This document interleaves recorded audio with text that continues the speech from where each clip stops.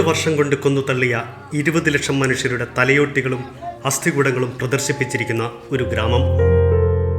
ഒട്ടും സന്തോഷം തരാത്ത, ഞെട്ടലോടെ മാത്രം കണ്ടു തീർക്കേണ്ടി വരുന്ന ഒരു മ്യൂസിയം. ഈ കാണുന്ന തലയോട്ടികളിൽ വലുത് പ്രായമായവരുടേതാണ്, ചെറിയതെല്ലാം നിഷ്കരണം കൊല ചെയ്യപ്പെട്ട കുട്ടികളുടേതുമാണ്. ഇതാണ് കംബോഡിയയിലെ കുപ്രസിദ്ധമായ കില്ലിംഗ് ഫീൽഡ്. ഇവിടെ നിറയെ സഞ്ചാരികൾ എപ്പോഴും വരും. കാരണം ലോകത്തൊരിടത്തും കാണാനാവാത്ത കാഴ്ചകളാണ് ഈ മ്യൂസിയത്തിലുള്ളത്. അപ്പോൾ ഏറെ വേദനയോടെ കണ്ടു തീർത്ത കംബോഡിയയിലെ കില്ലിംഗ് ഫീൽഡിലെ കാഴ്ചകളാണ് ഈ വീഡിയോയിൽ.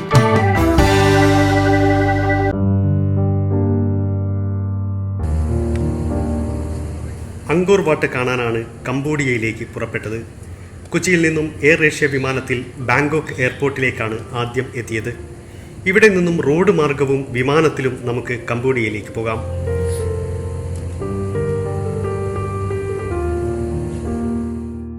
കുറഞ്ഞ കാശിന് എയർ ടിക്കറ്റ് ലഭിക്കുന്നത് കൊണ്ട് വിമാനത്തിൽ തന്നെ കംബോഡിയയിലേക്ക് പറന്നു.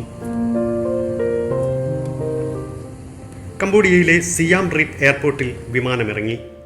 ചെറിയൊരു എയർപോർട്ടാണ്. ടൂറിസ്റ്റുകൾ ധാരാളം വരുന്ന എയർപോർട്ടായതിനാൽ ഇമിഗ്രേഷനും മറ്റു കാര്യങ്ങളുമൊക്കെ എളുപ്പത്തിൽ തന്നെ നടന്നു. കംബോഡിയയിലും തായ്ലാൻഡിലുമെല്ലാം ഓൺ അറൈവൽ വിസയാണ്.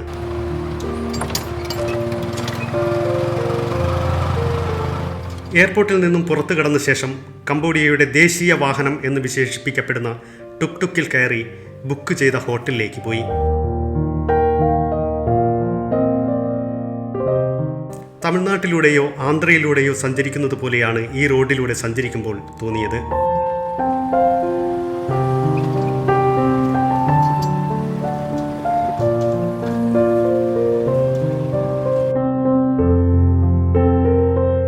ഇതാണ് ബുക്ക് ചെയ്ത ഹോട്ടൽ.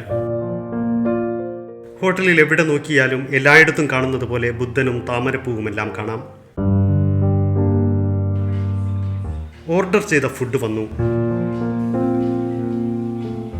ചിക്കൻ ഫ്രൈഡ് റൈസും മുകളിൽ ഓംലെറ്റും പിന്നെ സലാഡുമൊക്കെയായി ഒരു കംബോഡിയൻ ഫുഡ്. കംബോഡിയയ്ക്ക് സ്വന്തമായി ബീറുണ്ട്. Angkor, my country my beer എന്ന് ബീർ കേസിൽ എഴുതി വെച്ചിട്ടുണ്ട്.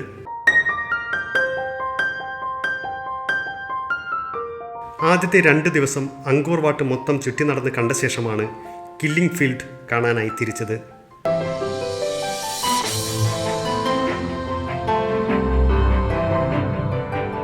നമ്മളിന്ന് കാണാൻ പോകുന്നത് സിയാം റീപ്പിലുള്ള വാത് മേ എന്ന കില്ലിംഗ് ഫീൽഡാണ്.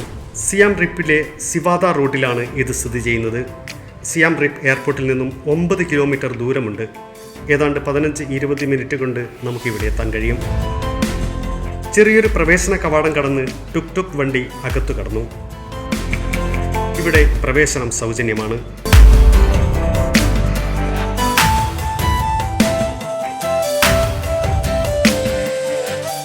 ഇതാണ് വാത് മേ കില്ലിംഗ് ഫീൽഡ്. ഒരു ബുദ്ധവിഹാരത്തിൽ ചെന്നതുപോലുള്ള പഗോഡകളും മറ്റുമാണ് നമുക്ക് ആദ്യം കാണാൻ കഴിയുക. എന്നാൽ സൂക്ഷിച്ചു നോക്കിയാൽ ദൂരെയുള്ള മന്ദിരത്തിലെ ചില്ലുകൂട്ടിൽ കൂട്ടിയിട്ടിരിക്കുന്ന മനുഷ്യരുടെ തലയോട്ടികൾ ഇവിടെ നിന്നേ നമുക്ക് നോക്കിയാൽ കാണാൻ പറ്റും. കില്ലിംഗ് ഫീൽഡിലേക്ക് പ്രവേശിക്കുമ്പോൾ നമ്മെ സ്വീകരിക്കുന്നത് കുറേ ചിത്രങ്ങളാണ്. കൊന്നുതള്ളിയ മനുഷ്യരുടെ കരളിലേൽപ്പിക്കുന്ന കഥയാണ് ഇവിടെ പ്രദർശിപ്പിച്ചിരിക്കുന്ന മുഴുവൻ ചിത്രങ്ങളിലും. അന്നത്തെ ഭരണകൂടത്തിന് ഇഷ്ടമല്ലാത്ത ഒരാൾക്കെതിരെ നടപടിയെടുക്കുമ്പോൾ അദ്ദേഹത്തിൻ്റെ കുടുംബത്തെ ഒന്നടങ്കം കൂട്ടക്കൊല ചെയ്തതായി ഇവിടെയുള്ള രേഖകൾ നമ്മോട് പറയുന്നു. അത്തരം കുടുംബങ്ങളുടെ ചിത്രങ്ങളും നമുക്കിവിടെ കാണാം. എന്താണ് കംബോഡിയയിലെ കില്ലിംഗ് ഫീൽഡ്? എങ്ങനെയാണ് ഇതിന് ഈ വിളിപ്പേർ വന്നത്?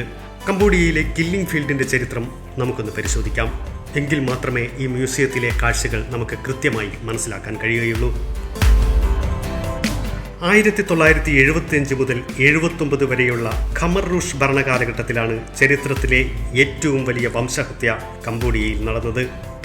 അന്നത്തെ ഭരണാധികാരിയായിരുന്ന പോൾ പോട്ടിൻ്റെ നേതൃത്വത്തിലാണ് ഈ കൂട്ടക്കൊലകൾ അത്രയും അരങ്ങേറിയത്. പോൾ പോട്ടിനെതിരെ ശബ്ദിക്കുന്ന മുഴുവൻ മനുഷ്യരെയും അയാളുടെ കുടുംബത്തെയാകെയും നിഷ്കരണം അന്ന് കൊന്നുതള്ളി. 80 ലക്ഷം ജനങ്ങളുണ്ടായിരുന്ന കംബോഡിയയിൽ 4/1 മനുഷ്യർ മാത്രമാണ് ഈ കൂട്ടക്കുരുതിക്ക് ശേഷം ബാക്കിയായത്.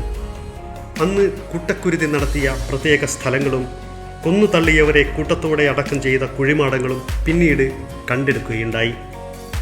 അവിടെ നടത്തിയ പരിശോധനയിൽ നിന്നും ലഭിച്ച തലയോട്ടികളും അസ്ഥികൂടങ്ങളുമാണ് ഇത്തരം കില്ലിംഗ് ഫീൽഡിൽ പ്രദർശിപ്പിച്ചിട്ടുള്ളത്. ഈ കാണുന്ന മണ്ഡപത്തിൽ നിറയെ മനുഷ്യരുടെ തലയോട്ടികളാണ്.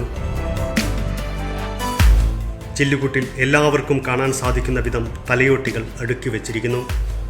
ഒന്നിനു മുകളിൽ ഒന്നായി അടുക്കി വച്ചിരിക്കുന്ന തലയോട്ടികളും തലയോട്ടികളുടെ കണ്ണിൻ്റെ കുഴികളും വായയുടെ ഭാഗത്തെ കുഴികളുമൊക്കെ കാണുക അത്ര സുഖകരമായ കാര്യമല്ല. താഴെ പൊടിഞ്ഞ അസ്ഥികളും നട്ടെല്ലിൻ്റെയും കാലിൻ്റെയും അസ്ഥികളുമൊക്കെ കാണാം. പോൾപോട്ട് എന്ന സ്വേച്ഛാധിപതിയായ ഭരണാധികാരി കൊന്നൊടുക്കിയ മനുഷ്യരുടെ തലയോട്ടികളും അസ്ഥികൂടങ്ങളുമാണ് ഇവയെല്ലാം. കില്ലിംഗ് ഫീൽഡ് കാണാൻ ധാരാളം സഞ്ചാരികൾ എന്നും ഇവിടെ വരും. കാരണം ലോകത്ത് മറ്റൊരിടത്തും കാണാത്ത ഒരു മ്യൂസിയമാണ് ഇത്. മനുഷ്യരെ കൊന്നു തള്ളിയതിൻ്റെ മ്യൂസിയം. അസ്ഥികൂടങ്ങളും തലയോട്ടികളും സൂക്ഷിച്ച ചില്ലുകൂട്ടിൽ നാണയത്തുട്ടുകളും കറൻസിയും കാണാം.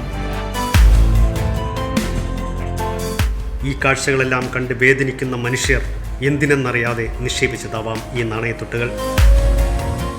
1975 ആരംഭിച്ച കൊടിയ പീഡനങ്ങളും കൂട്ടക്കുരുതിയും 1979 വരെ നീണ്ടുനിന്നു. കൊടിയ ക്രൂരതകളിൽ നിന്നും ഇവരെ രക്ഷിച്ചത് മരണം മാത്രമാണെന്ന് ഇവിടെ പലയിടത്തും എഴുതി വെച്ചത് നിറകണ്ണുകളോടെയല്ലാതെ നമുക്ക് വായിക്കാൻ കഴിയില്ല. 1979 വിയറ്റ്നാം കംബോഡിയയിൽ അധിനിവേശം നടത്തി ഖമർ റൂഷ് ഭരണകൂടത്തെ അട്ടിമറിച്ചതോടെയാണ് പോൾപോട്ടിൻ്റെ കിരാത ഭരണം അവസാനിച്ചത്. മനുഷ്യരുടെ തലയോട്ടികൾ സൂക്ഷിച്ച ചില്ലുകൂട്ടിൻ്റെ ഇപ്പുറത്തായി ഒരു വലിയ ബുദ്ധ പ്രതിമയും സ്ഥാപിച്ചിട്ടുണ്ട്. അതിനടുത്തായി ബുദ്ധവിഹാരങ്ങളെ കാണുന്നത് പോലുള്ള ഒരു വലിയ മണിയും ഇവിടെ കാണാം. പുറകിൽ പ്രാർത്ഥന ഹാൾ പോലൊരു ബിൽഡിംഗ് കാണാം.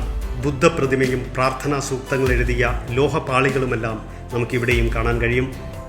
വശങ്ങളിലായി ഒരുപാട് ചിത്രങ്ങൾ ഇവിടെയും പ്രദർശിപ്പിച്ചിട്ടുണ്ട്. ഇതൊരു കിണറാണ്.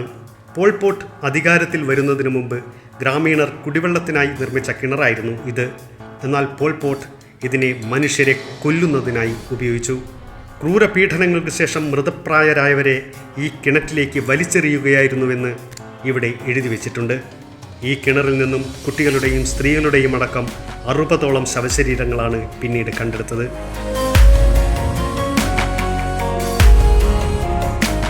ഈ വിധം ഇവിടുത്തെ കാഴ്ചകളെല്ലാം തന്നെ ഒട്ടും ആനന്ദം തരുന്നതല്ല. മറിച്ച് ഇവിടുത്തെ ദൃശ്യങ്ങളെല്ലാം തന്നെ നമ്മളിലേൽപ്പിക്കുന്ന ആഘാതം കുറേ നാളത്തേക്ക് നീണ്ടു നിൽക്കുകയും ചെയ്യും. അകത്ത് ഇനിയും കാഴ്ചകളേറെയുണ്ട്.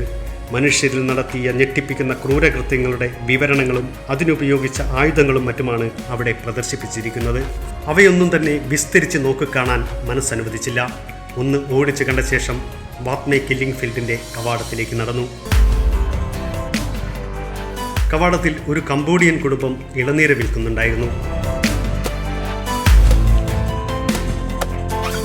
ഇവർ ഇവിടുത്തുകാരാണ്. ഇവരുടെ അച്ഛനോ മുത്തശ്ശനോ ഒക്കെ ആയിരിക്കണം ആ ചില്ലുകൂടുകളിൽ തലയോട്ടിയായി ഇരിക്കുന്നത്. അതിനെപ്പറ്റിയെല്ലാം അവരോട് തിരക്കുന്നതെങ്ങനെ?